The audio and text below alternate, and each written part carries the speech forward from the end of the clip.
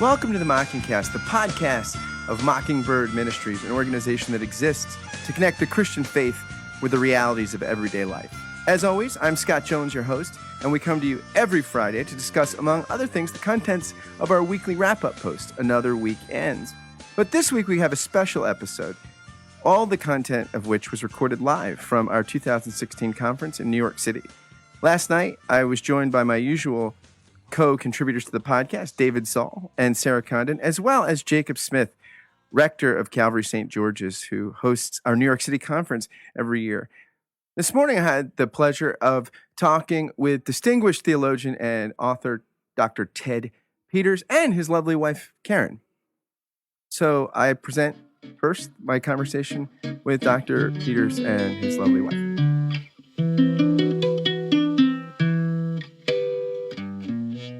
I am here live to tape recording at the Mockingbird 2016 conference in New York City, and I'm actually with Ted Peters, Dr. Ted Peters, and his wife Karen, and I'm privileged to have them and to be able to talk with them for a moment. I just heard a great talk, Doc, that you delivered, and my wife and I are parents of two anxious pit bull rescue dogs, so I felt like you were concluding, not to give away the whole thing, but your concluding sentiments on dogs going to heaven warmed the cockles of my heart. Well, I think, Scott, that if your heart can love a pit bull, I believe God can love a pit bull, and perhaps the rest of us who behave like pit bulls as well. Yeah, I mean, it's interesting. Of the Michael Vick dogs in that. Oh, case, yeah, right. Only two were put down, I think, and it wasn't because of. Most of them could, even the ones who had it the roughest, could be in certain rescues. It was two just had so much trauma that they pancaked, and they just couldn't. They couldn't deal with external stimuli. But it's amazing. Like a lot of them became service dogs. So I didn't know that. So the dogs have a transformatory potential too. Yeah. I mean, they're just the future is not determined by the past, at least not in any absolute sense. Yeah, archaeology is important, but it doesn't determine your teleology. That's right. Now, you had a great quote from, and it's not. I mean, one of the things in talks, right? It's important to pick images and metaphors that aren't too evocative. So you went with Hitler on one of them. I went with Hitler because when I talk about sin, it is so easy because the Nazis were so transparent. You could get all kinds of examples. And of course, it's very dramatic, and a lot of people died. But in some ways, it's a model for understanding ourselves, both individually as well as a nation, in terms of what is the group spirit. There's nothing particularly evil about America, but when we take a look at what happened in Germany during that period of time and hold it up as a mirror, then what does that reveal about our own spirit? And when we get to a dilemma, how do we turn back? Yeah, and you had this interesting quotation because you talked about sort of like I feel like there's a kind of naive optimism about spirituality in our culture today. And it was eerie because Hitler started saying, hey, look, we're just kind of trusting our gut here. We know that, we have this divine spark within and the country's down on its luck. And I mean, we all kind of know that the Germans are decent people. And this is the path for, it's unlocking the giant within. It sounded like Anthony Robbins or something. Well, and his language was that of nature. We're going to get behind our Christian traditions. We're going to go back to nature, and God communicates to us through nature. Well, just think about Blut und Boden, blood and land. There's a kind of vibrancy, spiritual vibrancy in the land that belongs to this particular people. And so Adolf Hitler just said, look, we're carrying out our destiny. We're doing what the natural God would want us to do. And one of the things that's not noticed in most accounts of that period in Germany is the important role that Darwinism played, especially social Darwinism and eugenics. The racial hygiene program was thought to be a way of accelerating the evolution of the Nordic race. And so this view that nature is what feeds the spirit of the German people with this great destiny. Well, could that happen to us in America? I think very easily. Am I worried about it right now? No. But, it would only take a few crises and twists and turns, and the American spirit could become demonic as well. So watch out. Too much spiritual without religious. We could be goose stepping. It's possible. It is definitely possible. Now, one of the things I thought was great about your talk, I feel like today in contemporary, at least among theological and church discussions, people that are sort of interested in public life, you've got the Calvinists who are beating up Lutherans on one side and the Catholics who beat Lutherans up on the other, right? So you kind of feel like, well, I mean, this grace talk was really good, but I mean, what do you do with it in public life? And I actually feel like your talk sketched out a beautiful picture of what a sort of, and not just Lutheran, but an Augustinian, a biblical understanding of grace can produce intellectually in one's own temperament, and then how it can actually help a nation reimagine itself and be more generous. Could you just say like a little bit about what grace looks like on the ground in individuals and society? Thank you, Scott, for picking that up, because that is what I hope will be my contribution to the larger discussion. So I start with the notion that we get in St. Paul that's picked up by Augustine and Luther, that if we are justified by faith, and faith means the presence of God's grace, if we are justified by God's grace, then what's the opposite? Well, the opposite would be self-justification. And then when you follow that trail, all kinds of things begin to get illuminated. So there's a sense in which the gospel illuminates who you and I are as people. So there's a chain of reasoning then to see how we draw lines between good and evil. We put ourselves on the good side, that's the self-justification side. And then on the other side of the line is the scapegoat, the one that we call evil.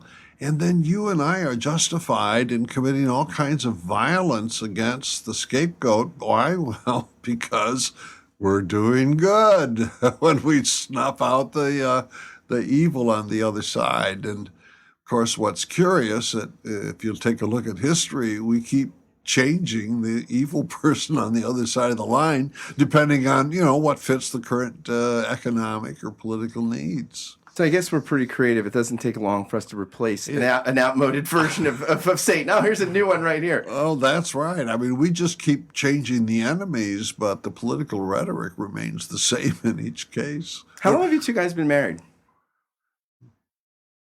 Why you been? Well, yes. 4 years. Wow, you look like you're in love. I mean, you're actually. So is this Simon Justus et Peccator, or full disclosure? What's he like at home? I mean, What's he like at home, and you want to answer? Yeah, do we? I was going to let you answer about how long you're married, but what it's like at home. Do we sit at home? Boldly, yes. No, actually, he's very much the same person. Ted and I knew each other 30 years ago. That's when we first met. We were both married to other people, other families, whatever, hadn't seen each other for many years. I actually did a television show on our NBC affiliate in San Francisco, and Ted was a guest of mine. So we had connections over the years. So we reconnected, which I think was rather appropriate, at the seminary, our Lutheran seminary in Berkeley, when on the anniversary of the 40th ordination of women in our church, So it was kind of a nice, we reconnected. We both had been divorced. I was actually divorced and widowed, which was sad, but we didn't know even that about each other. So that was how we reconnected over issues that have to do with the church. Now, Karen like is that. not ordained, but she is a woman.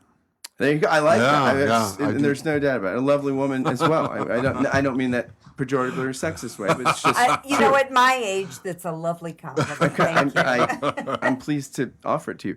So you worked in broadcast. I did. I worked in areas of communications, marketing communications.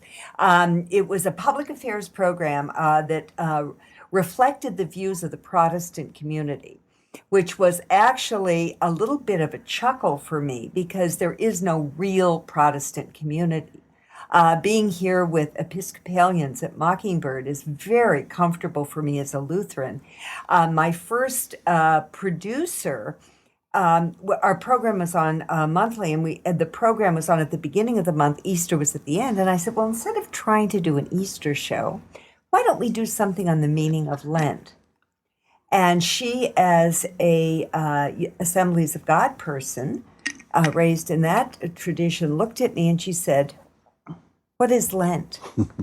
So what was interesting about that for me is that how I really sharpened my understanding of how diverse we are within, quote, non-Catholics, which is really what what was the bucket that we were in, and enabled me to really find people who were making a difference based on their faith, whatever that would be within the community. So we did a lot of community-based stuff, and which was wonderful because it really pushed us past.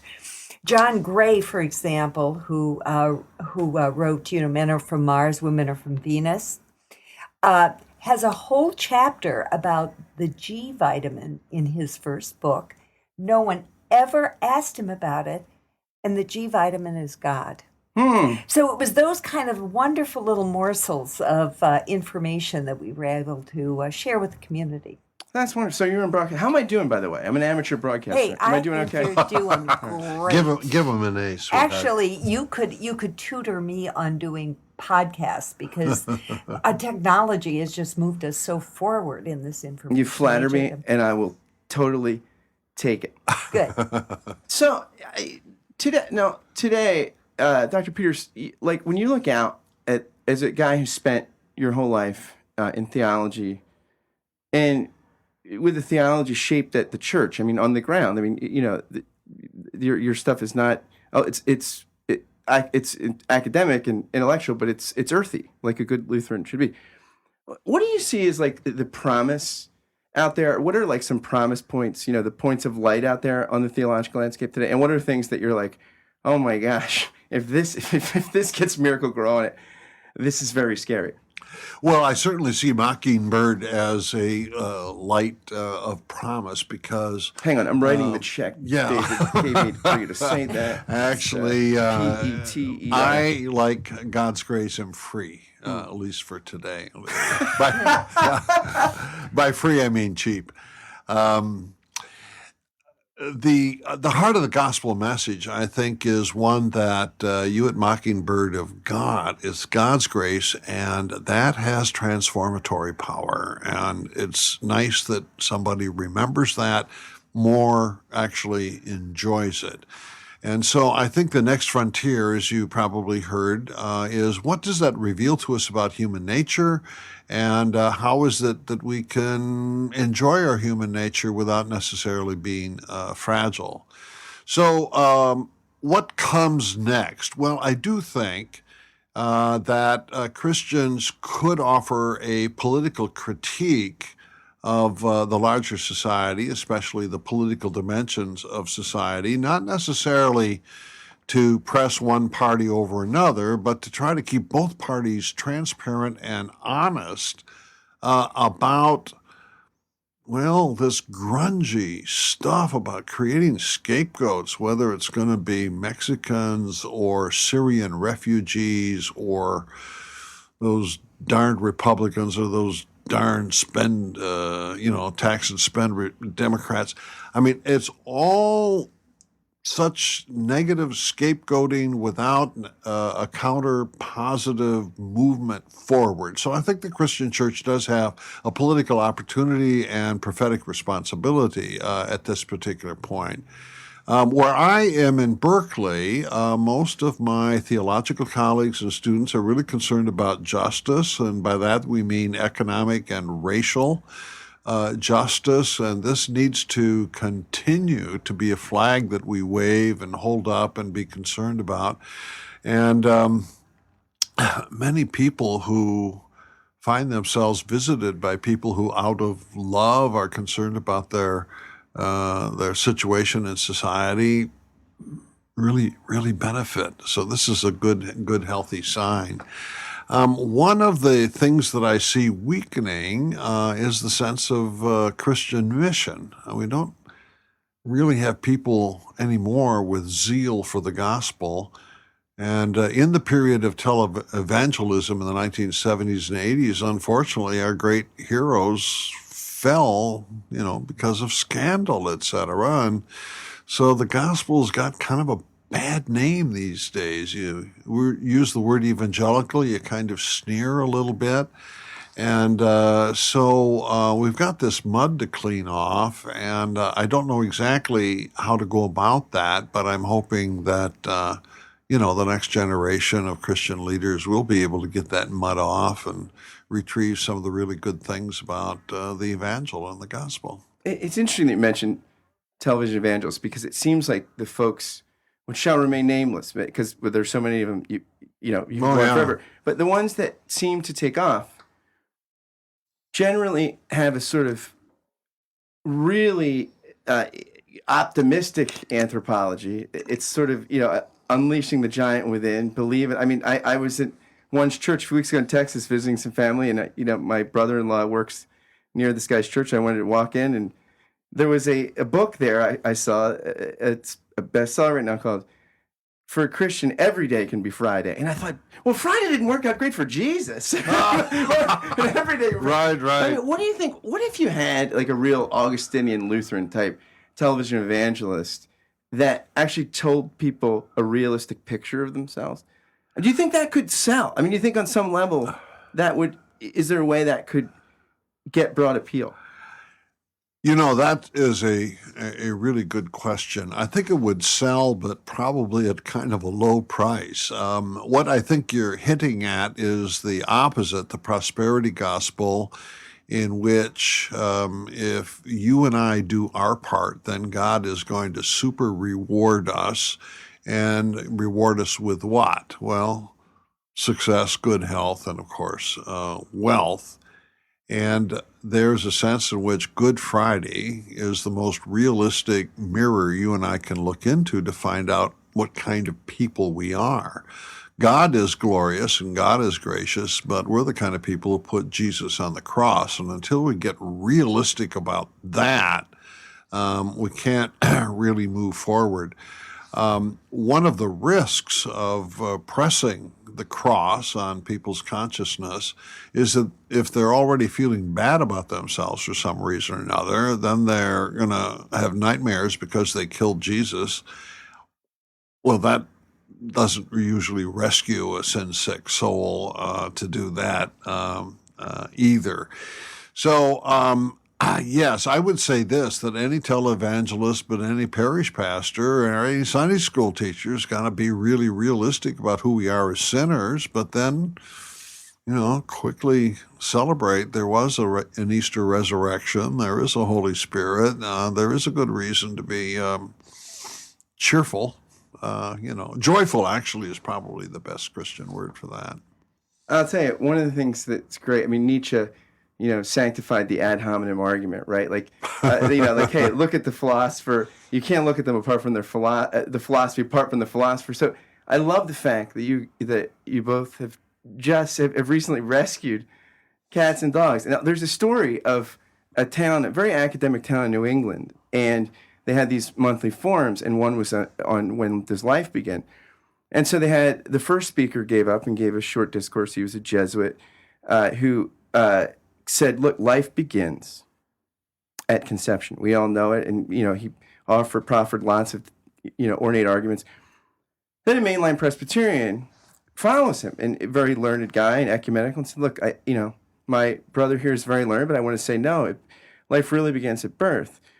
Third, the Episcopal priest, who had a flask in his pocket, there's 4 Episcopalians, you'll find a fifth, got up, staggered to the mic. He says, "I don't know what the hell you guys are talking about. Everybody knows life begins when the kids leave home and the dog dies. So you two have prolonged life beginning by adopting pets." But I think it's beautiful, and may God bless your time with each other and your little furry friends. Well, Scott, thank you very much. And I think you and those pit bulls, do you snuggle with the pit bulls at night? They're big snugglers. Oh, wonderful, wonderful. See, transformation, just a promise right around the corner. Thanks for being with me. Yep. All God's creators got a place in the choir. Some sing low, some sing higher, some sing out loud on the telephone wire, and some just clap their hands or paws or anything they got now. Well, listen to the bass, it's the one on the bottom where the bullfrog croaks and the hip. Okay, welcome to a special edition of the Mockingcast. Today we are not actually discussing the contents of Another Week Ends, because there are no contents, because this is Mockingbird New York 2016, and in addition to the animating force of the zeitgeist, David Zoll, we also have regularly also Sarah Condon, Hey. Texas, strong. We have a special guest who's no stranger to the show, but is sitting in as one of our panelists, Jacob Smith, the Reverend Jacob Smith, who is hosting us and has done so far a fabulous job. Great job with the hospitality, sir. Thank you. It's great to have everybody here. So I was thinking about, I actually sent a tweet out to a guy named Mark Oppenheimer, who's been on, actually interviewed on the podcast, because he lives in, he lives in New Haven, but he works in and out of New York, kind of commutes in. And I said, "Hey, what's your schedule like in New York these days? Could I buy you a beer?" To which he responded, "Sure, email me," which, okay, vanity, name dropping. But I was thinking about talking with someone like Mark, who's a Jewish journalist and a great religion writer. But I was thinking about, and then a number of people came to mind who are not inside the Christian tradition. Now, Mark is a pretty sophisticated observer of it, but I was thinking about people who are outside the church or nominally connected to church life, and how I would describe Mockingbird, and what kind of picture would I paint as to what I was doing here, why I'm connected to it, and how it affects the way I understand, the life of faith in the Christian life. So I'm just going to go to the panel to help me on this, in this activity, in this endeavor, so to speak. And what an auspicious occasion to do it in our conference, the 9th conference. Wow. What is Mockingbird? What is it, Jake? The conference? What's the conference like? What's Mockingbird? What's what's this about? What's the movement? Is it a movement? Is it a website? I don't know if as a minister, I don't know if I would call it a movement. I want to avoid those kind of things. But I would just say that it is a gathering of people who have had a deeply shared experience of God's mercy and grace, which has led to the conference theme this year, which is relief. And so, and it used to be funny, it used to be said, if there was just a couple of us, it felt like there was an army, because most people thought we were crazy. But it's grown, and I think that the conference, I would describe that in a few words as a slice of heaven, and just an opportunity to really come and let your hair down and take a break and hear other people's stories of goofiness and mess up, and how God has come and just been present in it. And so I think it's a great place, and a little slice of the thing that is to come. And along with a little slice of key lime pie. The meals are actually pretty good too. Okay, that's interesting. But it's so interesting that wouldn't most people say Christianity should be about things like grace and forgiveness? Why is that? It's interesting. Why the need for such a particular lens on that aspect? We had a speaker at Mockingbird in Houston, which would have been 2 years ago. 2 years ago, Dave? Yeah, 2 years ago, who said that if you ask the average Christian on the street, or ask the average person on the street what they thought Christianity was, you know, at best you might get love, right? And at worst you might get judgment. But really, the right answer is forgiveness. And I don't think we hear that enough in our churches. I don't think we hear that enough in Christianity. And so even though it seems like the obvious thing, it's not the thing that we hear, that we need, right? We need to know that we are forgiven. Yeah. In fact, maybe for some people, religious experience inside churches is like more anxiety. It's one of the things that produces anxiety on For top sure. of like work and parenting and other sorts of. So tell me about okay, I know Sarah and I before we Really were quick, I recording, think we were just- talking a little bit. Can I just say, I think the reason why, though, is because you talk to the average Christian, and they'll say, yeah, forgive, of course, grace, I love it, grace. But that only winds up being like a fraction of the whole thing. And then right after that fraction, they want to add a big but. And so, but now, and I think that is why you don't hear it, because everybody's affirming it. And they're actually just assuming it. And whenever you assume the gospel, it's ultimately denied. And so you just bring in this big but. And you. So you're saying deny is the whole these thing. people, they like big butts and they cannot lie. Like it's really interjections. I was waiting for it. And I was avoiding it at all costs. Set him But thank up. God for Scott. Yeah, praise the Lord. Yeah, I mean posterior jokes are especially. I believe Sarah talked about farts in her. The She did, theology of flatulence was touched upon. this It's evening. key in marriage. Yes. It's key in marriage. The Dutch oven effect. So Sarah and I were I've talking never heard of this. before you all came in about what it was like. Sarah was the speaker tonight, and she was saying, I remember being like coming here as kind of an outsider looking in as a participant, and how much different that kind of experience is. And I probably feel kind of a similar way. This is the second time I've been to the conference, and been connected more deeply with Mockingbird over the past year or so. But tell us about the origins, David, Jacob. Tell us about how Mockingbird came to be what it is. Well, honestly, it's fun to talk about because we kind of assume it, I think. But it's fun to talk about it with Jake, especially because Jake and I were having pizza at this incredible New Haven pizza joint called Modern A Pizza, right off 95. But I have I found out, Scott, I think Ethan told me that my Enneagram number, which is a 2 wing 3, our addiction is carbohydrates. Like that's what we're possibly addicted to, and that nailed me to the wall. I often tell people when they ask me about dieting, my eating habits, I just said I'm not willing to live in a world without pizza. My wife is a 2 wing 3, and she was telling me a story at dinner that she had 5 siblings. It's how they would just start exchanging food as kids. Yeah. And bread was always what she wanted. Okay, Silas, my mushrooms. All right, I'm taking your bread. And so yeah, 2 wing 3 was always going for the bread. Jake and I were therefore indulging our addiction, table fellowship, and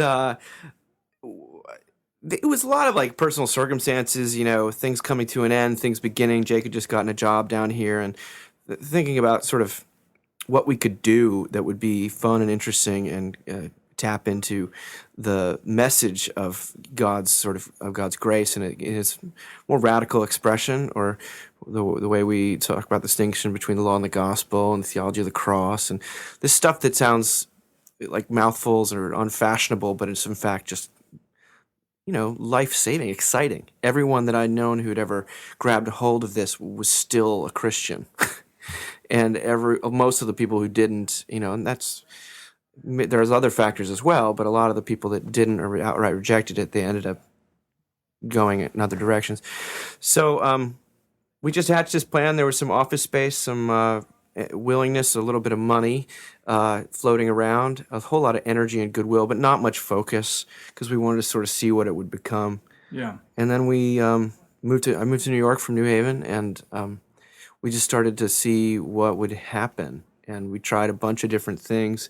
Sean Norris was a guy who was a friend who's working with us, and it was his idea to start the conference. And the first one was like, it was like a little family reunion of people that kind of knew each other, maybe 50, 60 people.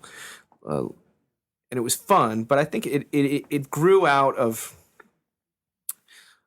some indignation as well as friendship and a lot of energy, quite a bit of hubris. Yeah, throw in a little ending, a little bit of me and a whole lot of you. Add a dash of soy. Throw a little indignation and some friendship and some hubris.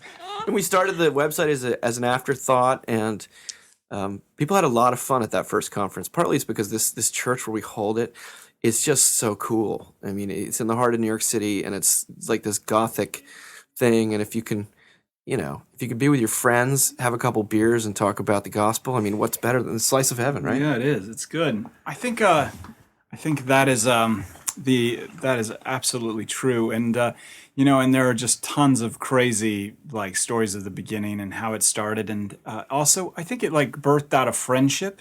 And there was a couple other folks like J.D. Koch, who's the rector of St. Francis in the Field in Louisville, Kentucky, and Paul Walker at Christ Church, and R.J. Heyman, who was here in New York City at the time, and I think the whole thing too also like demonstrate, especially in the early days, Dave talks about like hubris and things like that, but a lot like it also reminded us, I think, every day of how much we needed to be forgiven ourselves and how much we needed this message. And I think that is a powerful thing of why it's still around, is because it is true.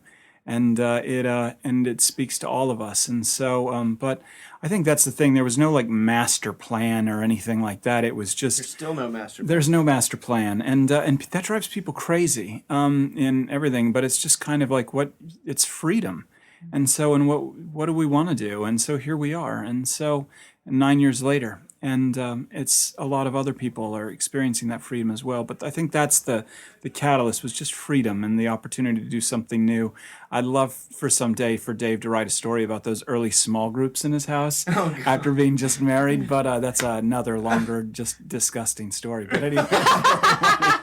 You really suffered for the gospel. Like those small groups, for sure. But it was amazing. And just throwing things on the wall and seeing what stuck. And some things didn't, but there were a lot of things that did. And Dave introduced me to Mad Men during those days, and doing talks on Mad Men. It was great. So yeah, that freedom, just like harness a little bit of that. Yeah. Sort of see where it would take us and try to do. I mean, some of it's really embarrassing to think about now, and I'm sure we'll be embarrassed looking back at today one day. But despite all of our mixed motivations and our missteps, Mockingbird has not just been the vehicle to proclaim this message and explore this the message of God's grace for sinners, but it has been the vehicle for us to experience it in the midst of our own sin and arrogance and relational strife. And so, grown up. And I do want to say that one of the original names we were thinking of was going to be Lamp. And because Dave and I were really into Brian Wilson at the time, and still are. Yes. But anyway, LAMP, which would have stood for the Love and Mercy Project. But I think Mockingbird was yeah, that way to go. I mean, you talked about the name. successes and the failures. That was a success, ditching LAMP. That was it's clearly a success. Sarah, you were talking about your favorite theologian tonight in your talk, which you said you only call a theologian so that we could have her as a keynoter. Could you remind me of her name? Mindy Calling. Mindy Calling. And can you just tell our listeners who, for the few with their heads in the sand that That's are not right. familiar, a little bit about Mindy Calling? So she's on the Mindy Project. She was originally on The Office. What was her character's name on Kelly. The Office? Kelly. Yes, Kelly Kapoor. Yeah. Kelly Kapoor. Yeah, and Mindy Calling's fantastic. I really recommend that everyone read both of her books. She's had 2 out now. And I love Tina Fey's books. I mean, I read all women humorists, but Mindy Kaling, she's top notch. I talked tonight, she does great reflections about marriage and relationships. I love what she said about marriage and that we should be pals. But the beautiful thing she says in that chapter that I didn't say is that all Shakespeare's comedies end with a wedding. And she says, so she talks in this chapter about married people talking about how miserable they are in their marriages and how unhappy they are. And she says married people need to step it up because all the rest of us are just side characters watching the two of you getting married and hoping that someday we will be those people. Yeah, she's a beautiful writer. So It's funny because one day on the website, we were searching, grasping for material, and I reached out to Sarah. I said, Sarah, do you have anything you can write? I just have other stuff I have to do, and I'm just done. She said, oh, I guess I could do this thing about Mindy Kaling. And I said, please do it, please do it. She said, but it feels lightweight, all this stuff. And then she did it, and it was great. And immediately, like, someone wrote in, it was like, this is so lightweight. Yeah. I was like, I felt so terrible. I threw her under the bus. It's like, yeah. You know, It's one of the things fine. that I think I appreciate. Vindicated tonight, Sarah. That's right. Very much, very It's all much. about vindication. One of the things I appreciate most, I think, about Mockingbird, and Sarah, I saw this like peppered through your whole talk, and if you just take a cursory look at the website, you would find this too. Like, I think there was one denomination put out a paper a few years ago that we're saved, we're justified by faith, not by our belief in justification by faith. And so sometimes, Luther talks about the theology of glory versus the theology of the cross, where the theology of glory is sort of human apotheosis, human self-assertion, and the theology of the cross is about our own poverty and brokenness. But sometimes people do theologies about the cross that become theologies of glory, or theologies, or they feel like they're justified by their theology of justification by faith. And I feel like really there's a spirit among folks that I've connected to at Mockingbird where Christ plays in 1,000 places and there's no need to possess it, but really to name it gratefully where you see it in the world. And so today I had this wonderful experience where someone who from Mandy Smith's church, who was on the podcast this week, rode 17 hours on a bus to get here by herself. And I talked with Mandy and I are friends, and I said I will look out for her and for this woman who works as a barista at their church coffee shop. And I had utter confidence that I could take her to meet all of you, and that you wouldn't treat her like, oh, first timer, this is for my old peeps and then in the Grace Fellowship. But no, it's like everybody treated her like she was a VIP, like she was, David, your dad, Paul's he was so kind to her. And so I felt like on some level that the theology of the cross in this person who was a first timer at the conference, like took cruciform shape in the most beautiful way. And I really felt privileged to be a part of it. that's awesome. So thank you all for being part of the story of what God has done through Mockingbird, and may the tribe increase. And thank you for the impact it's had on my life and all the lives of our listeners. Amen. Thanks for listening to the Mockingcast. If you like what you heard, please drop by iTunes and give us a rating or a review, or share it with a friend or on social media. And as always, have a great weekend.